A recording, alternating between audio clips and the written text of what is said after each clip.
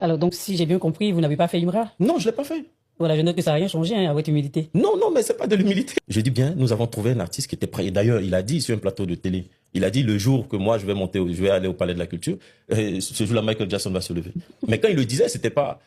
S'il avait les moyens de. Dans ses 300 000 abonnés, on ne trouve pas 4 000 personnes pour faire le Palais de la Culture, c'est qu'il y a un problème. Donc le pari, il est bon. Je ne m'arrête pas là. Donc je l'appelle. Je lui dis, écoute, je vais faire le contraire. On va faire un concert. Il dit, le vieil, si tu as fait ça, vraiment, c'est Dieu qui a te béni. J'ai dit, ok, mon petit, là, je suis content. Mais il y a eu aussi des périodes de doute. Quoi qu'on dise, quand je finis d'évaluer le projet, je me rends compte que, hormis son cachet, on est pratiquement autour de 35-40 plaques à débourser. Wow. Comme je disais, parce qu'il ne faut pas donner des conseils, puis c'est pas se conseiller soi-même. Je vois qu'on a 30-35 plaques. Donc je l'appelle, je dis, écoute, ton cachet, c'est combien? Il donne son cachet. Raïm a fait beaucoup d'efforts pour sa réussite. Quand il fait son cachet, je viens, je prends mon ordinateur, puis je lui montre. Je dis, tu vois, quand on met ton cachet là-dedans, voilà ce que ça fait. Mais est-ce que tu penses que si moi je le fais comme ça, qu'est-ce que je gagne? Parce que je connais tous les directeurs marketing des sociétés qui financent. C'est pas parce que c'est Stéphane Dacoury qu'elles doivent me financer. Elles rendent compte de leur activité. En tout cas, dans ton domaine, tout le monde est bon, tout le monde te connaît, mais chez nous, tu n'es pas encore connu. Donc moi, il y a quelque chose qu'on peut t'apporter. Il y a quelque chose, c'est comme, j'aime bien cet exemple, c'est comme si vous passez dans une cuisine, et puis il y a une marmite qui est hermétiquement fermée. Mais la nourriture là-dedans, elle est cuite. La sauce, elle est cuite. Vous savez, quand vous allez retirer le couvercle, ce qui va se passer, l'odeur va se répandre. Donc, Raïm, voilà ce que moi je peux t'apporter. Tu as juste besoin d'être mis en lumière de la meilleure des façons pour que tout le monde se rende compte, pour que ta fanbase, pour que les choses passent bien. Donc, qu'est-ce qu'on fait? Ce que tu me demandes, c'est bien.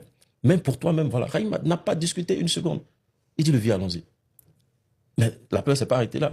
Raïm est quelqu'un de très timide. Il est très, très poli, très respectueux. Et donc, on en parle début janvier, et puis, je pars en voyage, plus rien. Donc, il est là, il m'appelle. Ah, mais on dit quoi, tout et tout. En fait, ce que je cherchais, c'était le déclic. Je devais avoir quelque chose, puisque je devais comprendre, je devais être sûr qu'il était là-dedans. Et il m'appelle, et quand il commence à alerter tout le monde, ses parents, non, tout, quand les gens m'appellent, je dis voilà, ça veut dire que ça lui tient à cœur. Deuxième chose, c'est mon partenaire. Comment je choisis les partenaires avec lesquels je travaille? Quelque chose de grand, et c'est quelque chose qui va mettre en lumière la musique ivoirienne. Et c'est tout ce que je recherche. Ce genre de cas, on en trouve chaque 10 ans. Donc, j'en ai besoin, il faut que tu m'aides. Si tu dois me faire une cotation normale, c'est sûr que ça explose. Mais écoute, j'ai besoin de toi, la logistique, parce qu'on veut créer quelque chose. Il dit, tu es prêt à payer combien? Je lui dis ce que je suis prêt à payer. Il dit, ok, tu es mon frère, je t'accompagne. Et quand il dit, tu es mon frère, je t'accompagne, je vous dis que c'est pratiquement le cas. J'ai eu des factures des autres sociétés, mais on n'a pas payé le quart de ce qu'on aurait dû payer pour toute la logistique que vous avez vu. On avait mis des écrans dans la cour, puisqu'on savait qu'il y avait avoir tellement de monde qu'il fallait que les gens soient un peu limités dans leur façon d'agir. On a mis des écrans dans la cour. Quand vous les voyez pomper, quand Raïm pompe, c'est parce qu'ils étaient dans la cour, mais ils voyaient ce qui se passait dans le concert. Donc, Masterclé m'accompagne. Ça se limite pas à ça. J'appelle mon pote Philippe Cadier, qui travaille avec Yodé Siro. C'est mon partenaire, c'est Philippe qui a tout fait.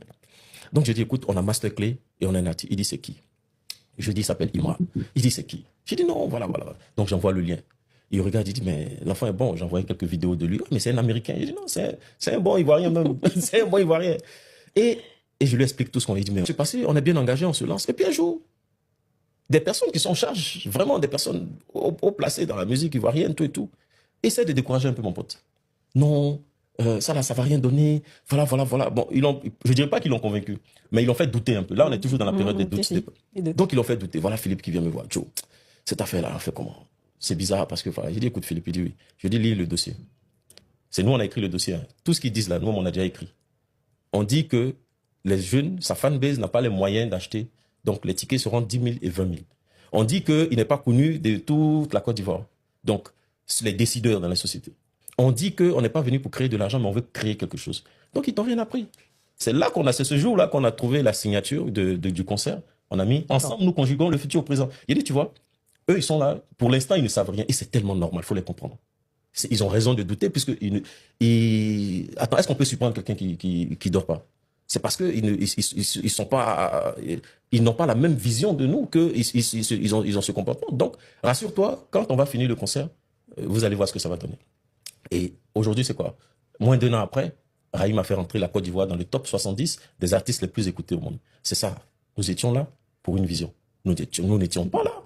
Nous n'étions pas là pour de l'argent, même si nous en avons gagné. Vous voyez? Donc, je disais tout à l'heure que le problème, c'est la formation et la vision.